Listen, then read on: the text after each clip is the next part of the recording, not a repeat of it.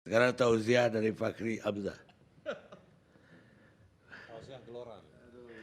Partai baru, Gelora. Terima kasih Bang Karni.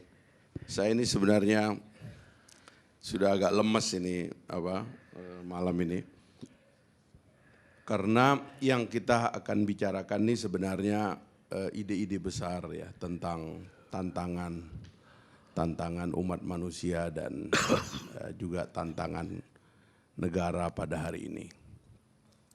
Yang kita coba lalui secara bertahap begitu.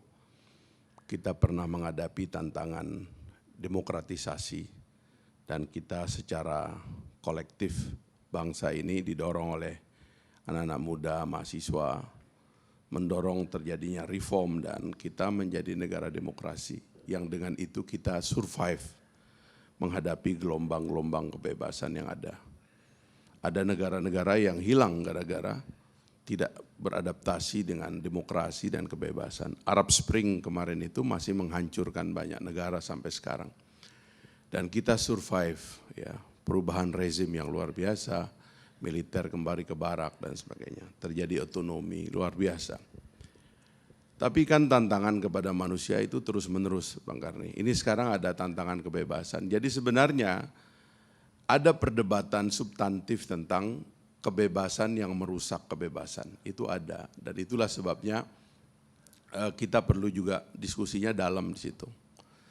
Tapi bahwa kita mesti percaya bahwa kebebasan itu mutlak, saya kira itu sumbernya itu ajaran Tuhan itu. Makanya seharusnya kalau kita bicara Pancasila itu kan di konstitusi disebutnya kedaulatan rakyat, tapi ketuhanan yang Maha Esa, kebebasan itu mutlak. Itulah sebabnya kalau dalam agama itu kebebasan itu sepadan dengan bahwa kita tidak boleh takut kecuali kepada Tuhan gitu. Nah, karena itulah negara juga tidak boleh mengintroduksi rasa takut. Sebab kebebasan itu mutlak. Karena itulah kemudian di mana semuanya berujung ya pertanggungjawaban. Ya, dalam agama itu ada pertanggungjawaban di akhirat. Dan pertanggungjawaban di akhirat itulah yang menjelma ke atas dunia ini. Diambil pikirannya oleh manusia untuk menciptakan sistem peradilan. Makanya dalam sistem peradilan itu kan juga seperti pengadilan yang dibayangkan di dalam kisah-kisah di dalam atau teks-teks di dalam Al-Quran dan hadis itu. Pengadilan akhirat itulah seperti pengadilan dunia itu. Itu sebabnya juga kita ini mesti basis daripada melakukan regulasi setelah demokrasi ini harus betul-betul reform gitu, demokratik prosesnya itu. Tadi Profesor Andi Hamzah sudah jelas sekali mengatakan kita ini ngawurnya ini kenapa kok nggak dikoreksi. Saya terus terang Bang Fajrul ya, saya sebenarnya pengen ada Pak Mahfud MD malam ini Bang Karni tadi saya bilang. Ini kan memang reform ini harus diteruskan. Semua undang-undang administratif harusnya nanti di-approach kepada keperdataan. Di periode terakhir kami kemarin Bang Karni hampir menyelesaikan kodifikasi hukum pidana, criminal code, criminal constitution. Tapi kemudian terhambat di tengah jalan. Harusnya itu dulu lah yang dibereskan. Mengapproach masyarakat sipil untuk berbicara, pasti mereka setuju sebab kita ini mau mengganti undang-undang Belanda. Sehingga kalau kemarin itu KUHP itu kita berhasil sahkan, maka ITE otomatis hilang. Kita juga hilangkan tuh undang-undang KPK yang tadi dikritik oleh Profesor Andi Hamzah. Dan saya bersyukur termasuk yang merubah undang-undang KPK itu. Sehingga kekacauan ini enggak berlanjut karena undang-undang KPK itu public heavy. Lalu undang-undang ITE ini adalah state heavy. Harusnya ini kan dua-duanya kita lebur itu. Sehingga tidak menciptakan kekacauan teks gitu. Jadi kita ini memproduksi kekacauan teks itu. Jadi siapa yang mau datang investasi ke Republik ini kalau setiap hari kita ngelapor orang dan setiap hari ngelihat orang ditangkap, setiap hari orang karena salah ngomong di Twitter ditangkap, siapa bilang? Bisa-bisa perusahaan itu nggak punya akun Twitter, tersinggung masyarakat, lalu kena tangkap juga dia. Siapa yang mau investasi di negara kayak begini gitu. Jadi reform ini harus diteruskan lah ya. Dan ini kerja besar, kerja serius begitu. Daripada kita membela pemerintah atau juga menyerangnya, nggak selesai-selesai. Kenapa kita nggak coba duduk agak konstruktif, melihat akar dari persoalannya. Saya tuh bingung Bang Karni ya, kok apa sih yang membuat kita ini masih bertengkar sekarang ini gitu. Dunia ini lagi kacau, ada COVID, ya kan. Di mana-mana perusahaan-perusahaan besar bangkrut, perusahaan ditutup, pengangguran di mana-mana. Pemerintah pengen bikin undang-undang cipta lapangan kerja. Siapa yang nggak pengen kerja? Tapi marah rakyatnya. Dan tidak ada penjuru bicaraan yang baik bahwa ini sebenarnya baik bagi kita. Karena ada hal-hal yang kita nggak bicara jujur dari awal. Kenapa sih kita nggak bisa bicara jujur sekarang ini? Kita ini takut apa sih? Pemerintah sudah konsolidasi, pemilu udah selesai.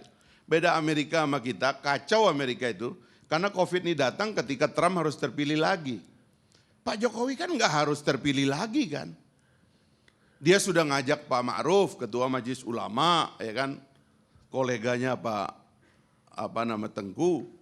Dia sudah ngajak Pak Prabowo, musuhnya dalam Pilpres. Harusnya diterusin dong rekonsiliasi dan konsolidasinya.